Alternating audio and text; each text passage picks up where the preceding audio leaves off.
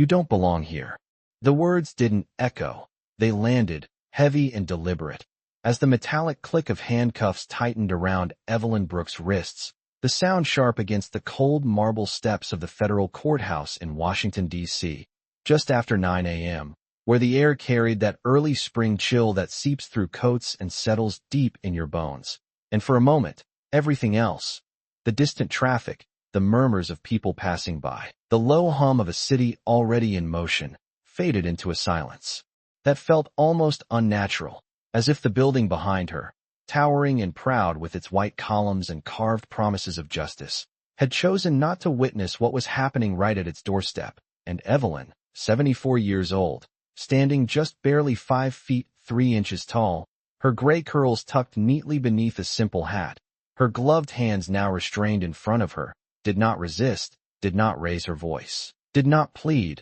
She simply stood there, her posture straight despite the slight tremor in her shoulders, her eyes steady, not on the officers, but on the courthouse door she had been walking toward just seconds before, as if whatever mattered most to her was still somewhere beyond them, just out of reach, while Officer Ryan Mercer, broad-shouldered, his uniform crisp and his expression sharper still, took a step back and looked at her not as a person, but as a problem already solved, his voice carrying just enough volume for those nearby to hear. "We've told you. Twice, ma'am. You can't just wander into a restricted area like you own the place." And a few feet away, Officer Tyler Quinn shifted his weight, glancing briefly at the small crowd beginning to gather, phone subtly lifting, curiosity outweighing discomfort, because scenes like this, quiet, controlled, but unmistakably tense, had a way of pulling people in, even when they didn't fully understand what they were watching. And somewhere behind the forming circle, a young woman in a navy blazer hesitated, her hand hovering near her phone, her eyes flicking between Evelyn's composed face and the officer's rigid stance, unsure whether to step forward or stay back, because there was something about the moment that didn't quite fit, something that fell off in a way that was hard to explain but impossible to ignore. And still, Evelyn said nothing, not when Ryan reached for her worn leather handbag and placed it on the ground, not when its contents shifted audibly inside, not when the wind picked up just enough to tug at the hem of her coat, brushing against her legs like a reminder of time passing, of seconds slipping away. And if you had been standing there, just another face in the crowd, watching a quiet elderly woman in handcuffs on the steps of one of the most powerful buildings in the country, you might have felt it too, that uneasy question settling in your chest, the one that doesn't come from what you see, but from what you don't, because nothing about her suggested panic, nothing about her suggested guilt, and yet everything about the way she was being treated suggested she had already been judged. And then, after a pause that stretched just long enough to make the moment heavier, Evelyn finally spoke, her voice soft but clear, the kind of voice that didn't need to rise to be heard. "Officer, may I make one phone call?" And Ryan let out a short breath, something between a laugh and a scoff, shaking his head as if the request confirmed exactly what he had already decided about her.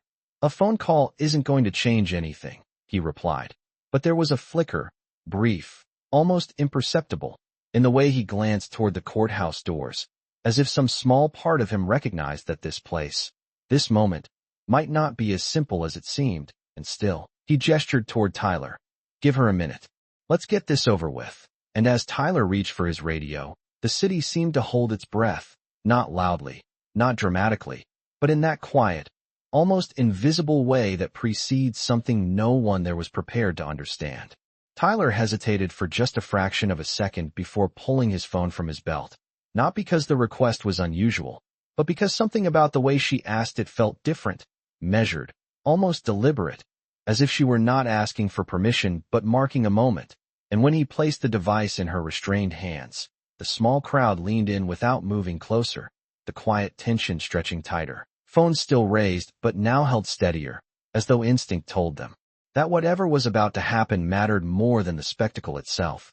And Evelyn lowered her gaze briefly, not in submission, but in focus, her fingers steady despite the slight stiffness in her joints as she dialed a number from memory, each digit pressed with care, no hesitation, no second-guessing, just certainty, while Officer Ryan Mercer watched with arms crossed, his expression unchanged, confident in the kind of authority that had never been challenged in moments like this, because to him this was routine. Another situation handled, another person corrected, another small assertion of order, in a world he believed required it. And yet there was something about the silence that followed the dialing tone that made even him shift his weight slightly, almost imperceptibly, as if the air itself had grown heavier. And when the call connected, Evelyn did not raise her voice, did not rush her words. She simply spoke, calm and clear. "Naomi, it is me." And there was a pause, just long enough for those closest to hear the faint response on the other end, though not the words, only the tone. Sharp, alert, immediate. And Evelyn continued, her eyes lifting now, not to the officers, but to the courthouse doors once more. "They have placed me in handcuffs on the front steps." Another pause, shorter this time. And then, "Yes, I am all right." And she listened, her expression unchanged, but something subtle shifted in her posture. Not relief, not fear, but a quiet acknowledgement, as if whatever needed to be said had already been understood. And then she added one final sentence, soft but unmistakable. "I will wait right here," before ending the call and handing the phone back to Tyler without a word. And for a moment, nothing happened. No dramatic reaction, no immediate consequence, just the same cold wind brushing across the steps, the same distant hum of the city continuing as if nothing had changed. And Ryan let out a short breath, shaking his head as he glanced toward the growing number of onlookers. "That is it?" he said, his tone edged with impatience. "You call someone and expect this to disappear." But Evelyn did not answer.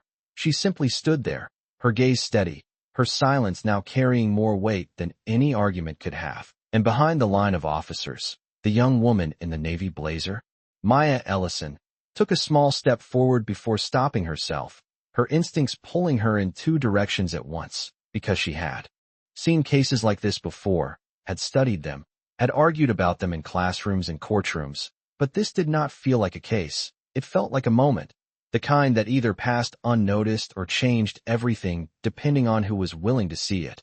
And then, faint at first, almost lost beneath the ambient noise of the city, came the sound of approaching engines, low and steady, not hurried, not chaotic, but precise, deliberate. And one by one, heads began to turn, not toward Evelyn, not toward the officers, but down the street where a line of dark vehicles moved with quiet purpose, their presence subtle yet unmistakable. And Tyler's grip tightened slightly around his radio as he followed the other's gaze, his earlier hesitation returning, stronger now, while Ryan remained still, his jaw set, his confidence intact, though the flicker from before returned, just a little more pronounced this time, as if something he could not yet name had begun to press against the edges of his certainty. And through it all, Evelyn Brooks did not move, did not speak, did not look away from the courthouse doors, as though she had already stepped beyond this moment in her mind, and was simply waiting for the rest of the world to catch up. The sound of the engines did not grow louder in the way sirens do. It did not demand attention. It claimed it, slow and controlled, like a presence that did not need permission to be acknowledged.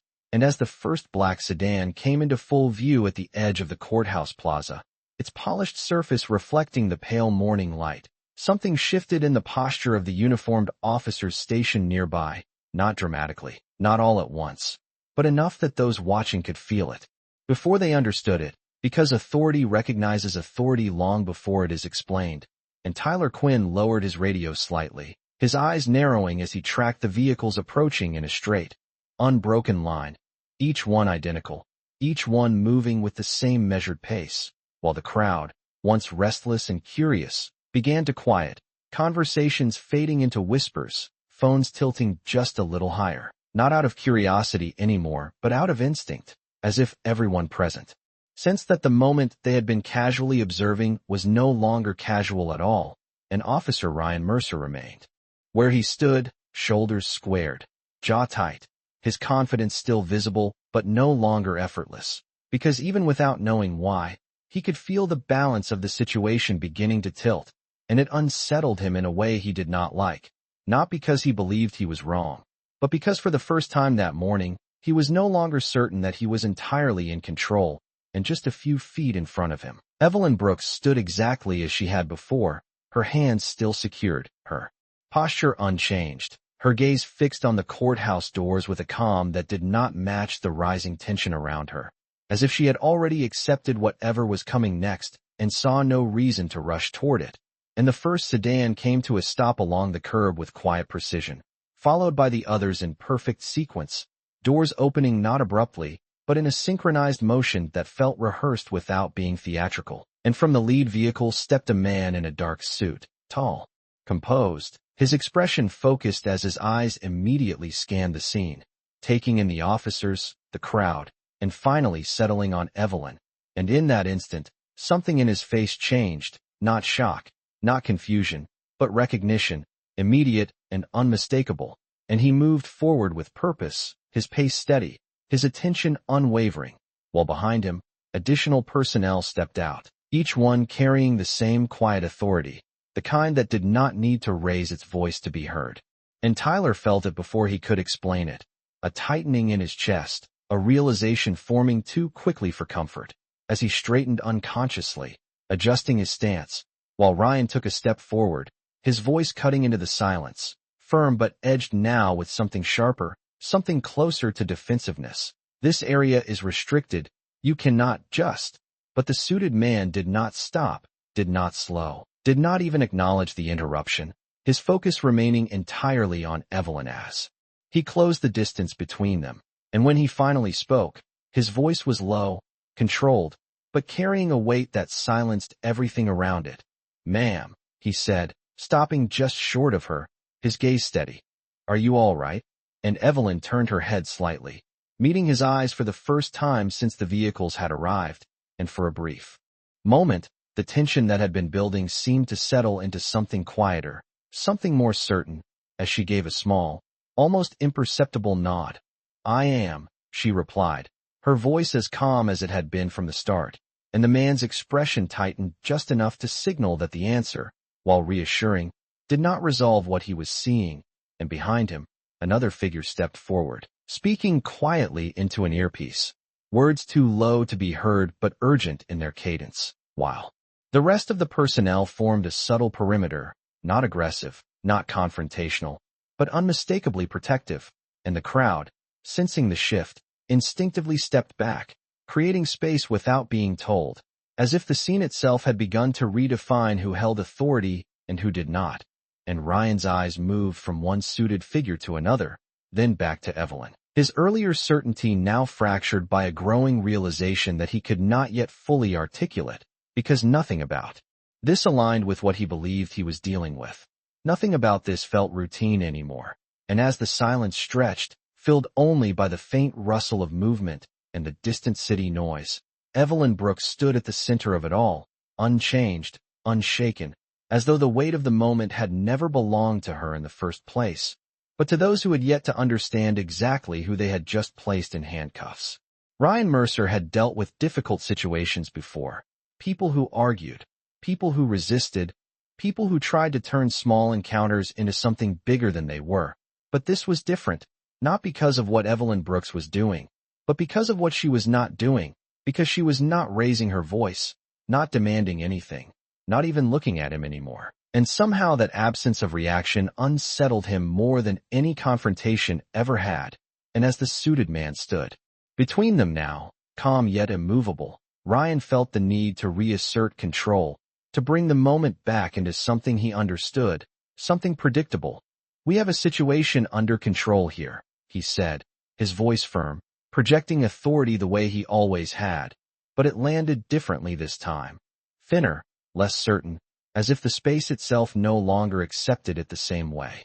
And the man in the suit turned his head slowly, his gaze settling on Ryan with a level of focus that was neither hostile nor deferential, simply exact, the kind of look that measured without effort. And when he spoke, his tone did not rise, it did not challenge, it clarified. "Officer, I am going to ask you to remove those restraints." And the words hung in the air, not loud, not forceful, but heavy with an authority that did not need to explain itself. And for a brief second, Ryan did not respond, not because he did not hear, but because something inside him resisted the implication, because removing the handcuffs would mean acknowledging that this situation was no longer his to control, and that was a line he had never had to cross before, and Tyler shifted beside him. His earlier uncertainty now fully formed into concern, his eyes moving between Ryan and the suited man, then briefly to Evelyn, whose expression remained unchanged, as if the outcome of this exchange had already been decided somewhere beyond the reach of either officer. And behind them, Maya Ellison watched with growing clarity, the pieces beginning to align in her mind, the vehicles, the personnel, the immediate recognition, the request that sounded less like a suggestion and more like a directive wrapped in courtesy, and she felt a quiet certainty settle in her chest, the kind that comes not from assumption, but from experience, because she had seen power before, real power, the kind that did not announce itself, but reshaped everything around it the moment it arrived. And this was it, unfolding in real time, right in front of her, and Ryan exhaled slowly, his jaw tightening as he took a step closer, lowering his voice just enough to signal that he was still trying to hold ground. With all due respect, sir, you are interfering with an active police matter. And the suited man did not react immediately, did not escalate. He simply reached into his coat and produced a badge, holding it at a level that required Ryan to look at it directly, and for the first time since the encounter began, Ryan's eyes broke from their fixed certainty, shifting downward, focusing, reading, and something changed, subtle but undeniable. A flicker of recognition followed by something heavier, something closer to realization, and Tyler saw it too. The exact moment when confidence gave way to doubt, when the framework Ryan had been operating within no longer held, and the man spoke again, just as calmly as before. This is no longer your situation to manage. And there was no thread in the statement, no raised voice, just a simple redefinition of reality. And for a moment, the only sound was the faint movement of the crowd adjusting, the quiet hum of cameras still recording, the distant city continuing its rhythm as if unaware of the shift taking place on these steps. And Evelyn Brooks remained exactly where she was, her hands still secured, her posture steady, her presence now the still point around which everything else seemed to move. And then, without looking at Ryan, without needing to, she spoke, her voice carrying just enough to reach him. Officer, I have lived long enough to know that respect is not given by force. And the words did not accuse, did not condemn. They simply existed, undeniable, and in that moment, the distance between what Ryan believed he was enforcing and what he had actually done became impossible to ignore, and slowly, almost reluctantly, his hand moved toward the cuffs, the first real sign that the balance of power had shifted beyond recovery, not through confrontation, not through resistance, but through something far more unsettling to him, the quiet arrival of a truth he could no longer control. The faint metallic sound of the cuffs releasing did not echo loudly, but it carried farther than any raised voice could have, cutting cleanly through the tension that had built on the courthouse steps. And as Ryan Mercer pulled his hands back, stepping away just enough to create distance, the shift became undeniable, not only to him, but to everyone watching, because in that small, controlled motion, the authority he had claimed minutes earlier dissolved without protest, without argument, replaced by something quieter and far more absolute. And Evelyn Brooks did not rush to move her hands, did not rub her wrists, did not react in any visible way. She simply let them rest at her sides, as if the restraint had never defined her in the first place. And the suited man inclined his head slightly, a gesture of acknowledgement rather than relief, before turning his attention briefly toward the others who had arrived with him, subtle signals passing between them without words, while the perimeter they formed remained calm, deliberate, and unmistakably firm. And Tyler Quinn took a step back, instinctively creating space, his earlier uncertainty now fully settled into the understanding that whatever this situation was, it extended far beyond the routine framework he had been trained to operate within. And behind them, the crowd had grown larger, yet quieter, the tone shifting from curiosity to something closer to awareness, because people could sense when a moment crossed from ordinary into something that would be remembered, even if they did not yet understand why. And Maya Ellison stood still among them, her mind racing not with confusion but with clarity, because she had seen the badge, had seen the reaction, had heard the tone that did not ask for compliance but assumed it, and she knew what that meant. She knew that the narrative unfolding in front of her was no longer about a misunderstanding or a minor enforcement issue. It was about something deeper, something structural, something that would not end on these steps. And as Evelyn finally shifted her hands slightly, adjusting the cuff of her coat with a small, practiced motion, she turned her head just enough to look at Ryan, not with anger, not with triumph, but with a calm steadiness that carried more weight than either. "Thank you," she said, her voice even, respectful, but not submissive, and the words landed in a way that made Ryan straighten unconsciously, because gratitude was not what he expected, not after what had just happened, not after the imbalance that had been exposed so clearly, and for a moment, he did not know how to respond, his usual certainty replaced by a silence that felt unfamiliar, almost uncomfortable, and the suited man stepped slightly to the side, his attention returning to Evelyn. "Ma'am, we should move inside," he said, his tone measured, professional, yet carrying an undercurrent of urgency that did not need to be explained. And Evelyn nodded once, slow and deliberate, before taking her first step forward, not hurried, not hesitant, just steady, her shoes meeting the marble with a soft, even rhythm that seemed to reset the space around her. And as she began to walk toward the courthouse doors, the personnel around her adjusted seamlessly, not crowding, not directing, but aligning, creating a clear path without ever needing to ask, and the officers who had once stood in her way now found themselves stepping aside. Not because they were told to, but because something in the moment made it impossible to remain where they had been, and Ryan watched her pass, his gaze following not with defiance, but with a growing realization that settled heavier with each second, because he could feel it now, fully, the weight of what he had misjudged, not just a person, not just a situation, but something far more significant, something that had been standing in front of him all along, and he had not seen it, not because it was hidden, but because he had not known how to look. And as Evelyn reached the first step leading up to the courthouse entrance, she paused for just a fraction of a second, her eyes lifting to the doors once more, the same doors she had been approaching before everything had changed, and yet now, nothing about her movement suggested that anything had changed at all, because for her, it had not.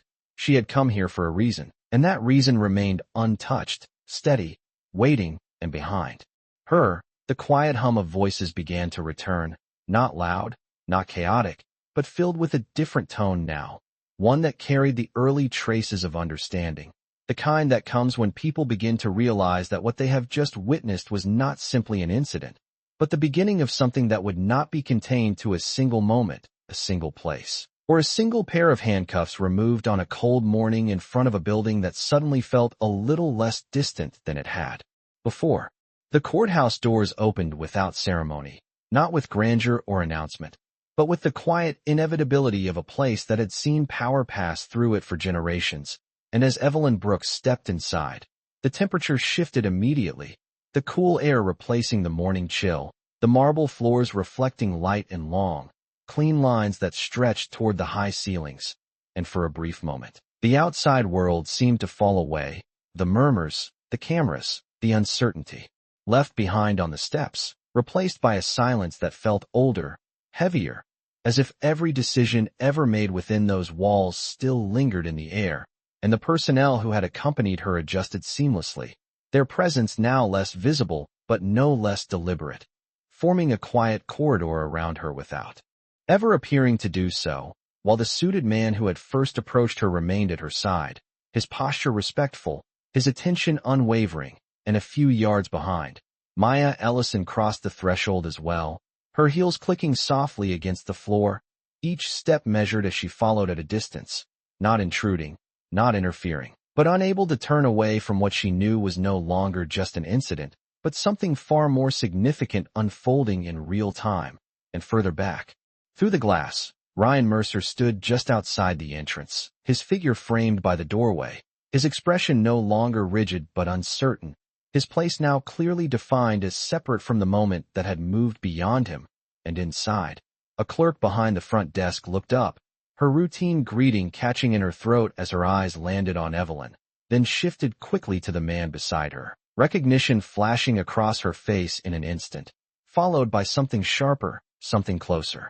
To urgency, as she straightened immediately, her tone changing before she even spoke.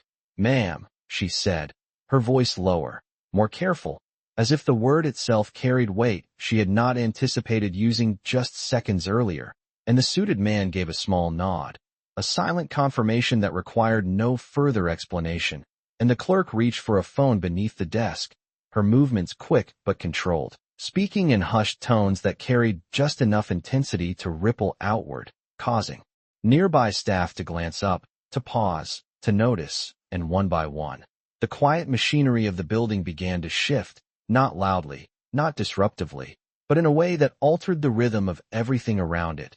Doors opening where they had been closed, conversations stopping mid-sentence, attention redirecting toward a single point that had not been there before, and Evelyn continued forward at the same steady pace. Her steps unhurried, her gaze level, as if she had walked this path many times before, even if the faces around her suggested otherwise. And as she passed a row of benches where people sat waiting, their conversations hushed as she moved by.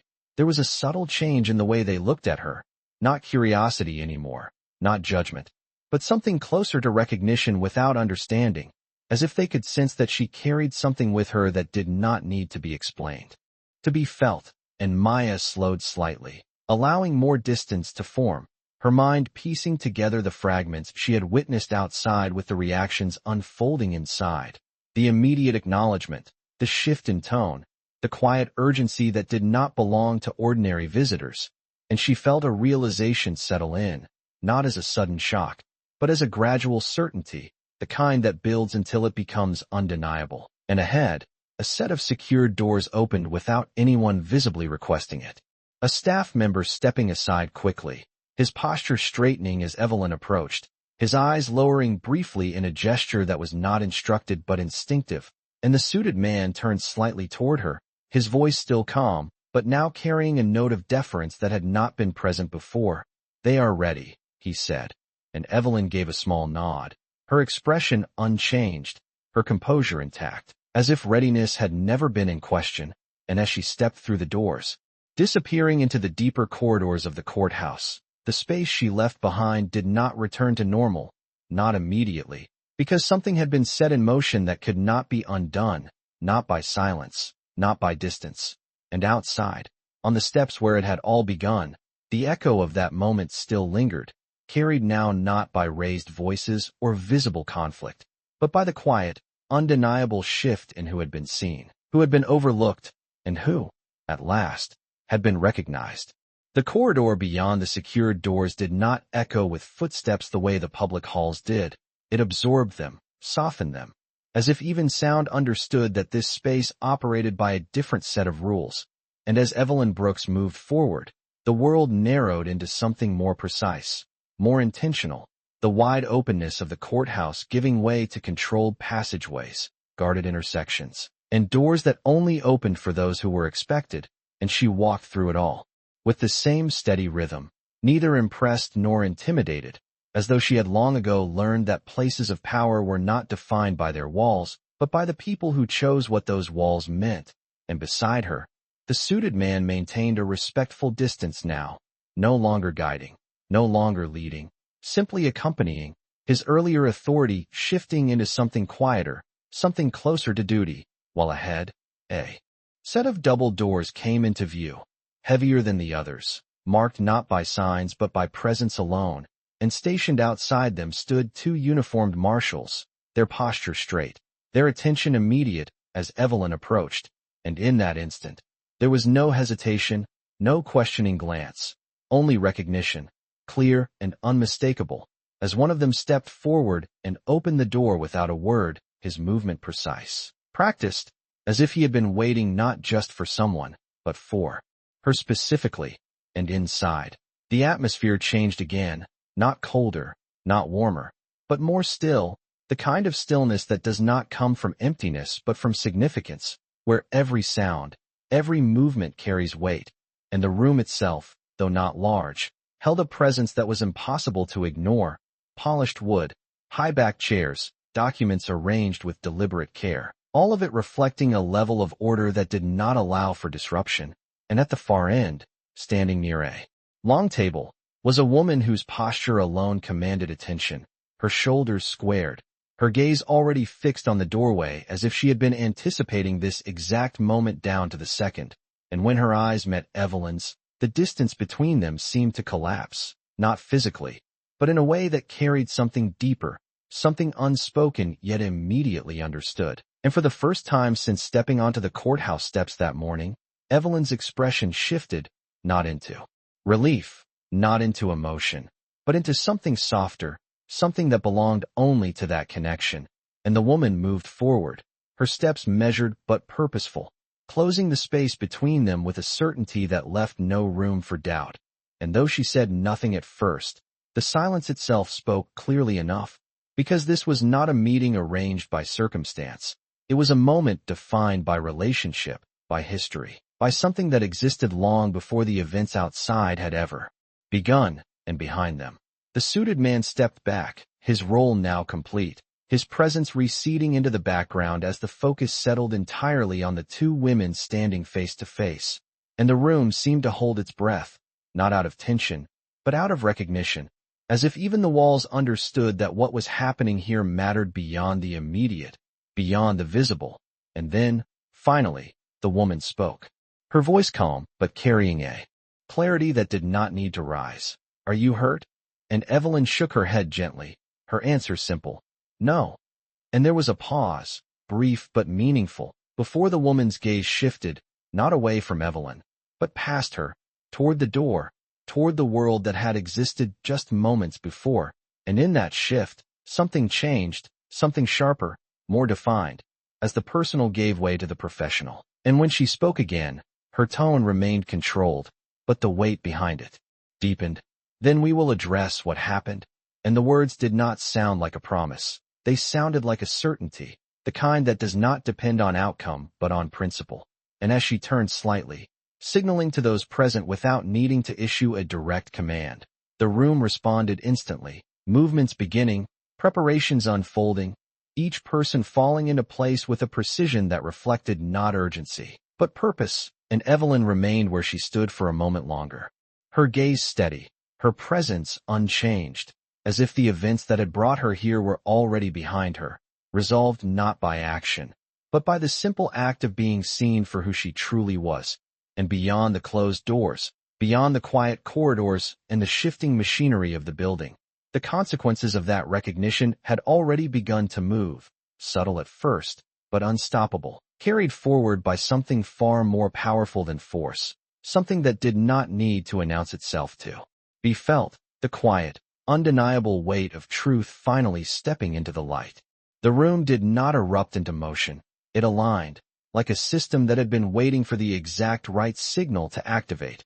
And as the woman at the head of the room, Chief Justice Naomi Brooks, turned fully toward the long table, every person present adjusted without needing direction, folders opened, devices activated. Quiet exchanges passing between clerks and officials with a level of coordination that spoke of experience rather than urgency.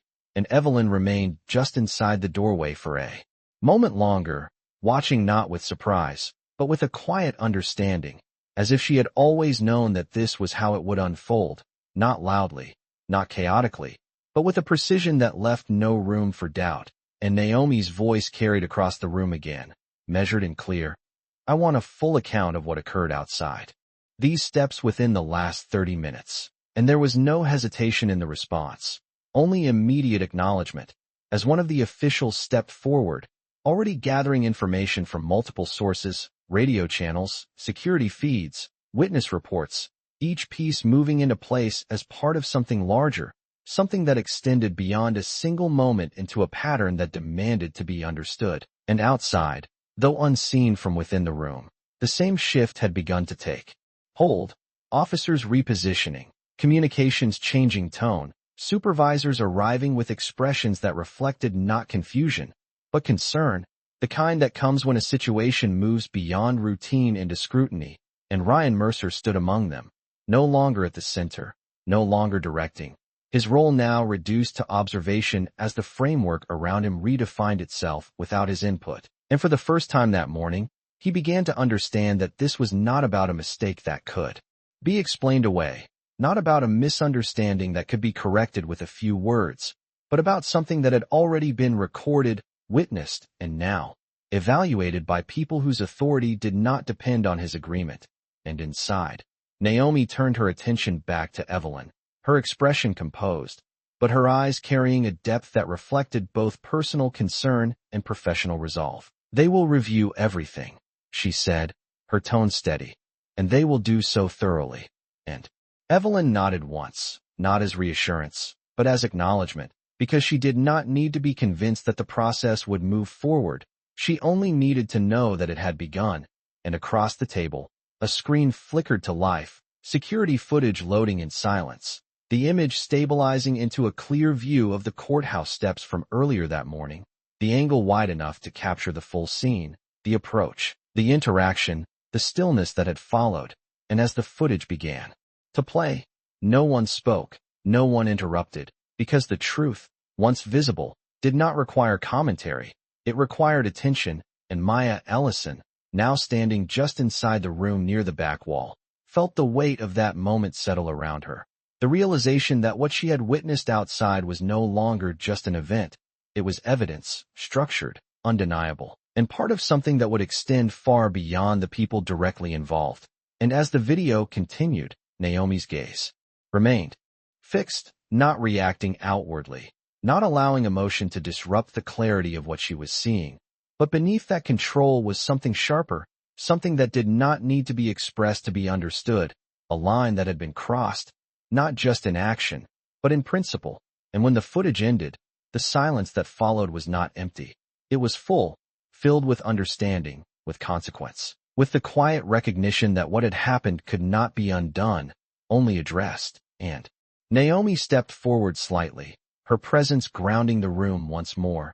"Proceed," she said, a single word that carried with it the weight of authority, of process, of accountability, and the room responded immediately, movements resuming, tasks dividing, each person stepping into their role with a clarity that reflected not confusion, but purpose. And Evelyn Brooks stood quietly at the center of it all, not elevated, not diminished, simply present, as the catalyst for something that had already begun to move beyond her, beyond the courthouse, beyond the moment itself, into a space where truth did not ask for permission to be heard. It simply waited to be seen, and now it had been. The room did not celebrate. It did not pause for satisfaction, because what had been set in motion was not about victory. It was about correction, and correction moves forward, steady and precise, without the need for applause. And as the officials continued their work, compiling reports, verifying timelines, and securing records, the weight of the moment settled into something more enduring, something that would not fade once the doors closed or the day ended.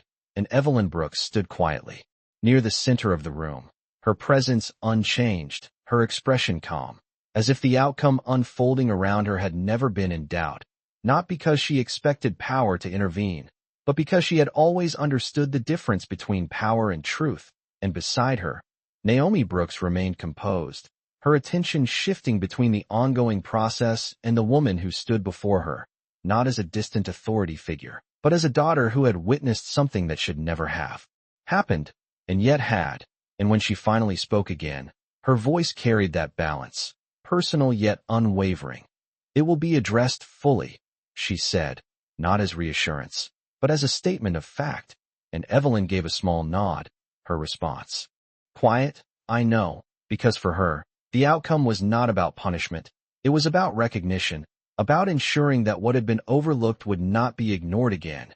And beyond the room, the effects continued to spread, supervisors speaking in measured tones, reports being filed with a level of detail that left no room for omission, and Ryan Mercer found himself standing apart from it all, no longer part of the structure he had relied on, but subject to it, his earlier certainty replaced by a silence that forced reflection, because there was no argument left to make, no explanation that could reshape what had already been seen.